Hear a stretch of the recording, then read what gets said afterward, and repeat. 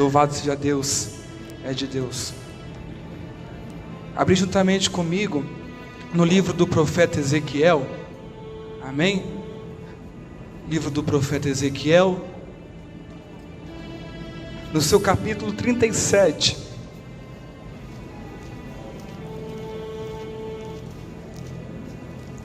Profeta Ezequiel, seu capítulo 37. Louvado seja Deus. Vamos ler o versículo 2. Prometo ser bem breve e objetivo ao tempo que foi me dado. Diz o texto: e me fez passar ao redor deles, e eis que eram muitos no vale aberto, e eis que eles estavam muito secos. Louvado seja Deus. Vamos ler o versículo 11.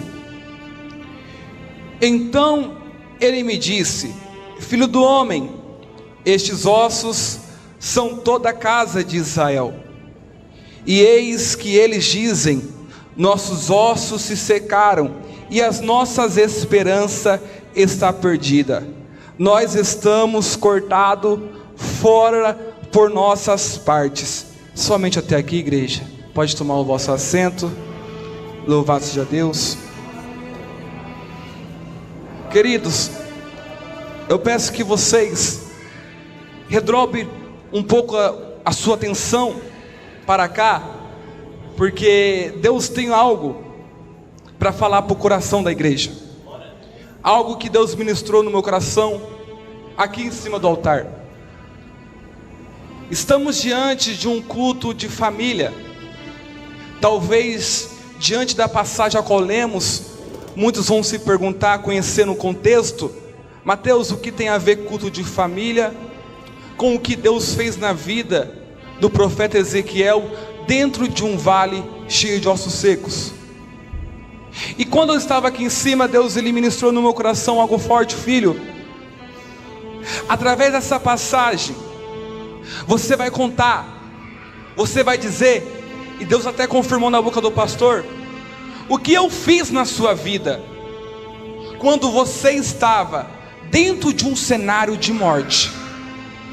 Pois se a gente olharmos e analisar o contexto desse texto, nós sabemos que o objetivo de Deus para a vida do profeta Ezequiel era mostrar o que estava acontecendo pelo lado de dentro do povo de Israel. Deus não queria mostrar pelo que estava acontecendo pelo lado de fora. Deus queria mostrar para Ezequiel o que estava pelo lado de dentro. Como assim, pregador? Pelo lado de fora, muitas das vezes a gente vamos olhar e vai aparentar tudo bem, vai aparentar estar tudo certo, vai aparentar que está tudo correndo conforme a situação do bem, mas não estava. Aquele povo estava corrompido pelas suas iniquidades. Aquele povo estava corrompido pelaquilo que a Babilônia estava proporcionando para eles. Mas Mateus, o que tem a ver esta passagem com o que Deus fez na sua vida? Algum tempo atrás, cerca de 5 para 6 anos atrás, eu me encontrava como esses ossos secos. Pelo lado de fora estava tudo bem, pelo lado de fora eu achava que estava tudo ótimo, tudo perfeito, mas pelo lado de dentro, só Deus sabia como estava a minha estrutura. Pelo lado de dentro, só Deus pôde examinar qual era a boa obra que tinha que ser começada, realizada. Pois eu acredito que quando Ele decide fazer a obra na vida de alguém, isso aqui é a palavra profética, quando Deus Ele decide fazer a obra na vida de alguém, Ele sempre vai começar de dentro para fora. E na minha vida não foi diferente. Deus Ele trabalhou de uma forma tremenda pelo lado de dentro. Há mais ou menos 5 anos atrás, quando eu ouvia falar de igreja, quando eu ouvia falar de crente, Quando eu ouvia falar de um convite para ir para o ministério, para ir cultuar, eu corria, eu fugia. Eu dizia para minha mãe: esse negócio de crente não é para mim. A minha vida é ficar dentro de uma biqueira.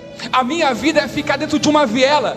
A minha vida é ficar com uma sacola de drogas, parado na beira da esquina e atendendo aqueles que iam chegar. Essa era a minha vida e pronto, e acabou.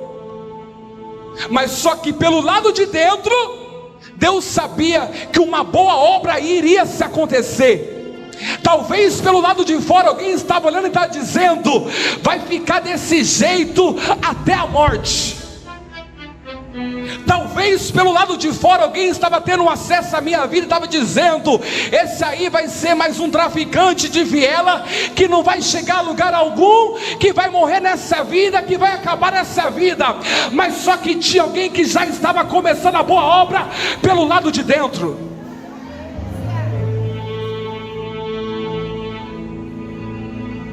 Talvez muitas das pessoas olham para nós jovens pregadores, Samuel,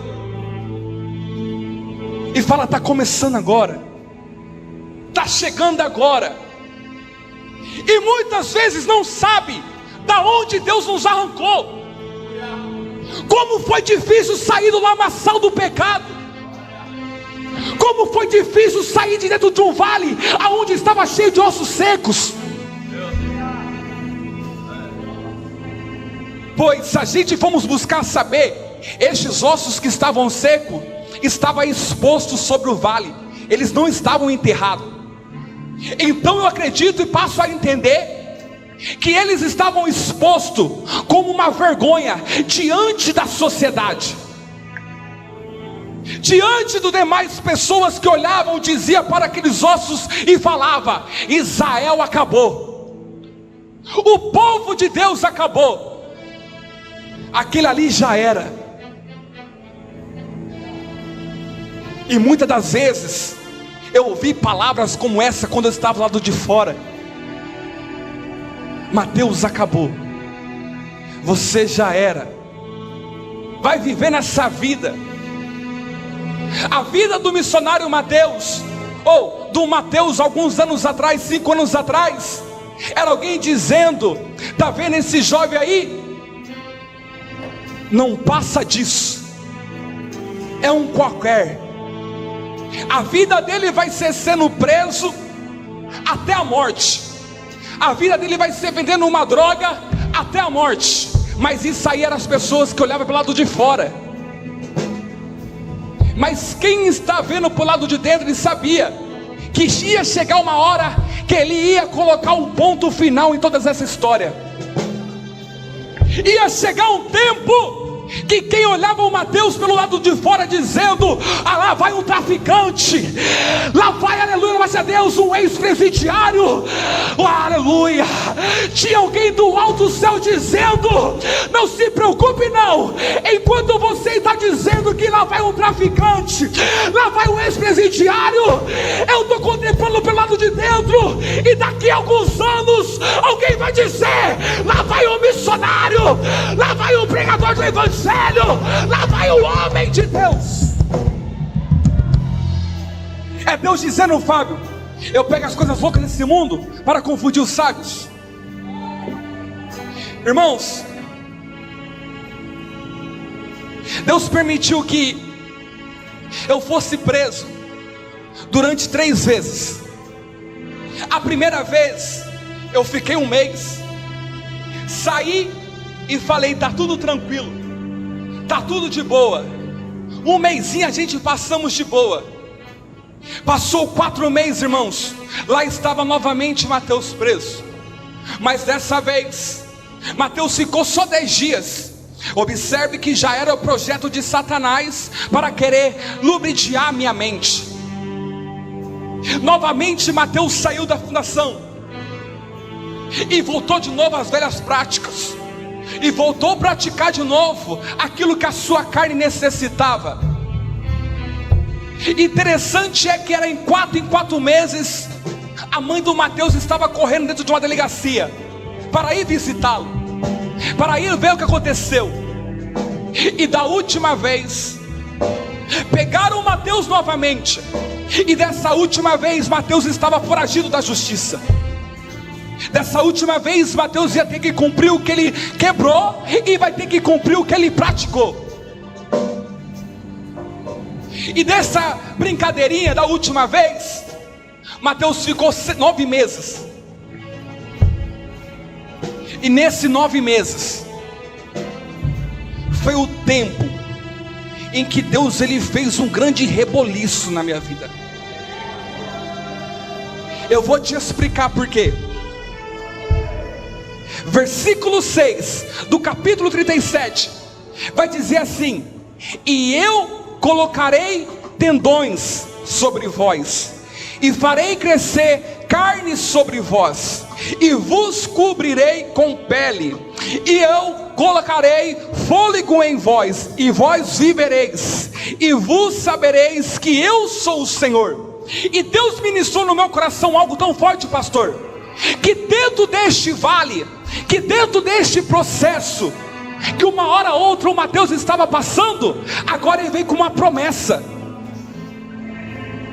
Deus está prometendo dentro do versículo 6 que vai crescer tendões, que vai aparecer carne, que vai aparecer pele. Que é isso, pregador? O que você está dizendo? Eu estou dizendo que no meio do processo, que no meio da dificuldade, que no meio da dor, Deus ainda aparece com palavras de promessa, só para mostrar para o homem que ainda quem dá a última palavra é Deus.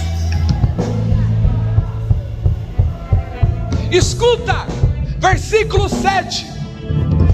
Ele vai olhar para o profeta Ezequiel e vai dizer: Ezequiel, profetiza sobre este vale. E Ezequiel vai dizer assim: Samuel, então eu profetizei como havia sido me ordenado, e enquanto eu profetizava, houve um grande ruído, e eis que um reboliço, e os ossos se ajuntaram, cada osso ao seu osso. E eu comecei a questionar este versículo: Deus, como assim? No versículo 6 você faz uma promessa. No versículo 6 você promete que vai crescer tendão, que vai crescer carne, que vai crescer pele. E de repente no versículo 7 você manda profetizar, e acontece uma agitação, e acontece um reboliço. Aí sabe que Deus ministrou no meu coração? Se você não dá glória, irmão, é porque está muito fraco. Deus ministrou no meu coração: Mateus, antes da promessa se cumprir, eu preciso colocar aquela que está fora do lugar em ordem. É Deus dizendo: antes da promessa se cumprir, eu vou colocar as coisas no devido lugar. Antes da promessa se cumprir, eu preciso colocar o que está fora dentro, o que está longe para perto.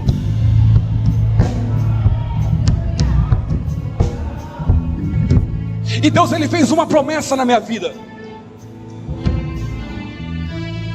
E dentro da Fundação Casa, nos últimos 9 meses que eu fiquei, eu passei meu aniversário preso, eu passei o Natal preso, eu passei o Ano Novo preso, longe da família, longe dos parentes, todo mundo comemorando e o Mateus lá dentro. E de repente, dia 20 de janeiro, fazia 5 meses que o Mateus estava sem falar com o seu pai, sem ter uma visita do seu pai, sem saber o que é um abraço de um pai, sem saber o que é um carinho de um pai. É por isso que quando eu vejo algumas pessoas desprezando o seu pai, meu coração começa a se apertar. Pois 5 meses que eu estava longe do meu pai, o meu pai estava dentro de uma clínica, se recuperando de um vício. Meu pai fazia 4 meses que estava morador de rua, dependente químico. E enquanto meu pai estava na rua, o Mateus estava aprontando 24 horas.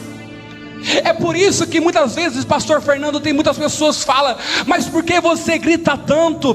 Mas por que você pula tanto? Mas por que você corre tanto? É um menino, é um moleque, é jovem ainda. Não, porque eu sei da onde Deus me tirou, eu sei da onde Deus me arrancou. Aleluia. Se for preciso pular, eu vou pular. Se for preciso sapatear, eu vou sapatear. Porque quem começou a boa obra...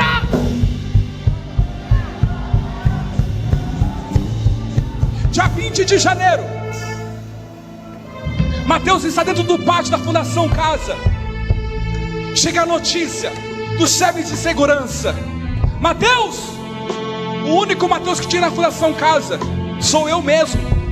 Tem certeza? Com todas as palavras. Então vamos. Mas só que eu achei estranho, porque não estava no dia de eu sair daquele lugar. Não era tempo ainda. O advogado falava que eu ia ficar mais um pouco, que eu ia sempre, progredir mais um pouco lá dentro, até eu estar preparado para sair daquele lugar. E eu achei estranho, Samuel. E de repente, eles me levou para a administrativa da Fundação Casa.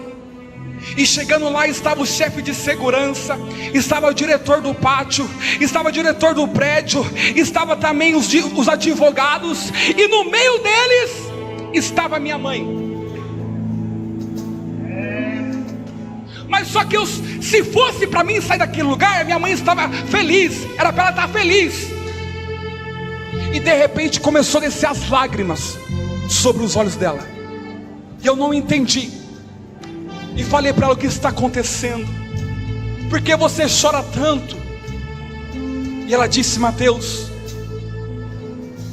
faz 5 meses que você não vê o seu pai. Faz 5 meses que você não fala com o seu pai. Faz 5 meses que você não sabe o que é um abraço de um pai, de pai para filho. E hoje eu te trago a triste notícia: o seu pai acabou de falecer. Naquele momento, meu chão se acabou. Falei: Deus, você acha mesmo que tem uma boa obra na minha vida? Passaram-se 4 meses. Mateus estava de novo na rua. Mas só que Satanás, ele investe tanto na juventude, ele investe tanto hoje em dia na juventude, que ele fez uma proposta maior. Que proposta é essa, Mateus? Mateus, a partir de agora, você não vai ficar mais numa viela. A partir de hoje, você não vai ficar mais numa quadrinha. Não dá glória a Deus não, irmãos. A partir de hoje, você não vai ficar mais numa pracinha, correndo para cima e para baixo de polícia. A partir de hoje eu entrego o bairro nas suas mãos. Você vai comandar tudo. Eu vou te dar as drogas, eu vou te capacitar, eu vou te crescer aqui dentro. E eu decidido, entrei naquela vida mais uma vez. Elias, e quando eu entrei, o Elias sabe, a casa da minha avó é na rua da casa do Elias, lá embaixo, perto da padaria. Nós tínhamos tomado a casa, nós estávamos morando na casa, que era herança do meu pai. E ali a gente fazia bagunça 24 horas. Até que um certo momento, uma certa feita, eu falei assim: eu não quero mais ninguém na biqueira hoje. Vai todo mundo embora. E eu retornei para essa casa, Elias. E de repente, eu ali dentro da casa, meu tio aparece e ele fala: Mateus, os polícias estão aí fora, eles estão entrando. E lá vai o neguinho saindo correndo do meio da casa, pulando o muro. E quando de repente eu estou em cima do muro, 2 disparos é efetuado contra mim.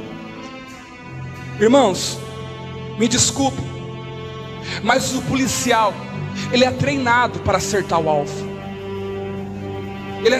Ele é treinado para derrubar se for necessário. Eu me lancei do chão para baixo, do teto para baixo, e de repente eles começaram a me agredir. Eu só sabia procurar para ver se eu achava alguma perfuração no meu corpo.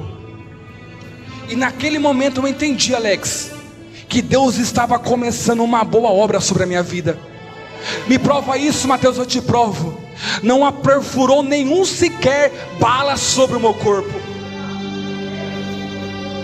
E eu lembro que foi durante das 11 horas às 3 horas da manhã, toda aquela opressão, todo aquele cenário de guerra, o tratamento de Deus.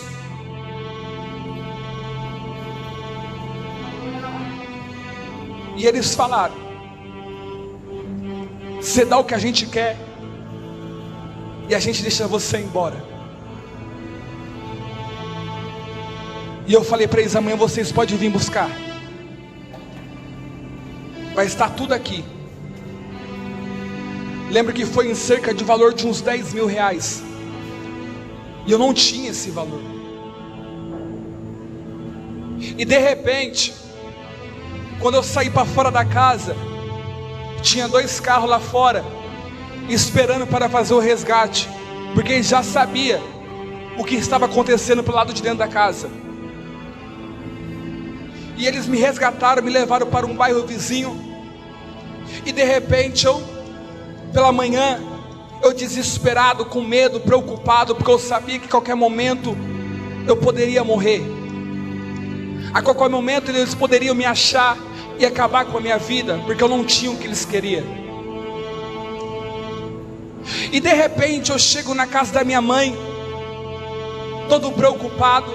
Eu saio para fora, eu entro para dentro, eu saio para fora, eu entro para dentro, preocupado, porque a poucas horas eles iam vir atrás de mim. E de repente eu saí para fora novamente.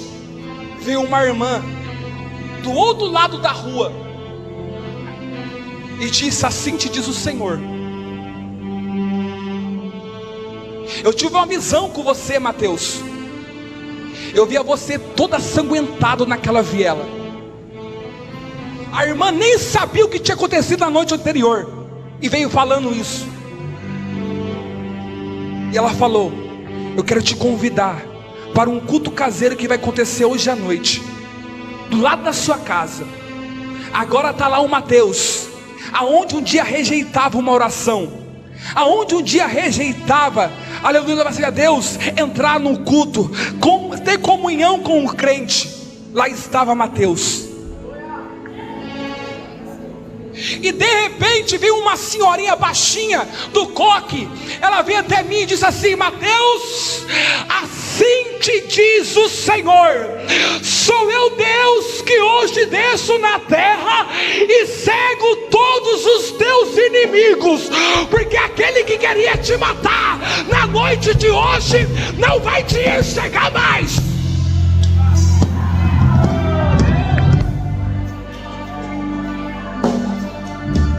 Eu falei: essa mulher tá doida, como ela sabe disso? Que doideira é essa? E de repente, pastor, como o pastor acabou de dizer aqui, quando Deus ele fala, ele também prova, ele também mostra para você. Passado uma semana, e durante essa semana, ligação direto: Mateus, os caras querem te matar. Os caras não tá de brincadeira. Eu falei assim: não tem problema, porque o sangue de Jesus já me comprou. A dívida já foi paga na cruz do Calvário. Como disse o apóstolo Paulo: se eu morrer com Cristo hoje é lucro. Uma semana, Samuel, eu juntamente com o missionário entramos na viela, atravessamos a viela para ir até a Cooper. Quem está subindo? A 0, Jefferson, quase parando, com a cabeça para o lado de fora. Eu olhei para o missionário e disse: já era, Mateus acabou aqui. No meio da viela, aonde a irmã tinha acabado de revelar uma semana atrás que via eu todo acinzentado. Acabou a história do Mateus. Os caras passaram olhando para mim, pastor, de cima a baixo, e passaram reto. Quando ele fala, meu irmão, não se preocupe não, porque ele garante a vitória. É Deus dizendo: se eu falei que eu vou fazer, eu vou fazer. Porque, missionário, quem ainda continua dando a última palavra ainda é o Deus Todo-Poderoso. Se coloque sobre os seus pés nessa noite. Você não caiu de paraquedas aqui neste culto de hoje. Talvez você chegou aqui a um convite. Talvez você chegou aqui desenganado pelo médico, desenganado pelo homem. Mas eu posso te dizer uma coisa: o homem só te conhece pelo lado de fora. O homem, aleluia, louvado seja Deus. O cirurgião, ele pode até te curar pelo lado de fora. O cirurgião, ele pode até fazer a obra pelo lado de fora. Mas só que o cirurgião dos cirurgiãos, aquele que começou a boa obra, ele faz a obra pelo lado de dentro. Ele faz a obra onde ninguém vê. Ele faz a obra aonde ninguém quer ir. Aleluia, louvado seja Deus. Aqueles que podem, aplaudem o nome do Senhor.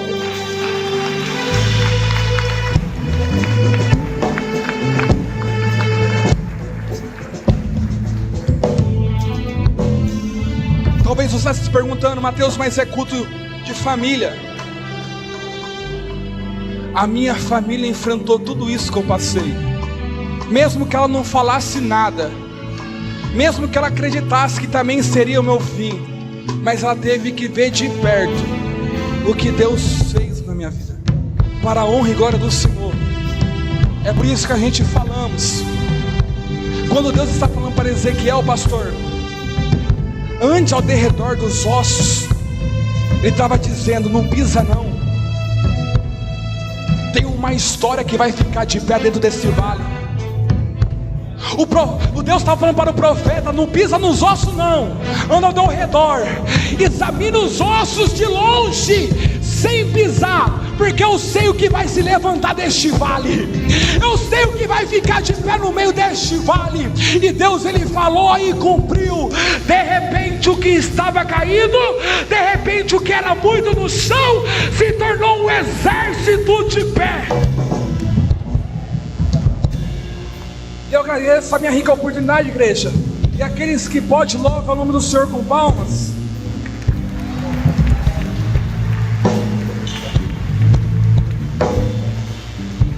Queridos, vai ser rápido, eu prometo. Eu não sou de insistir. Deus já falou.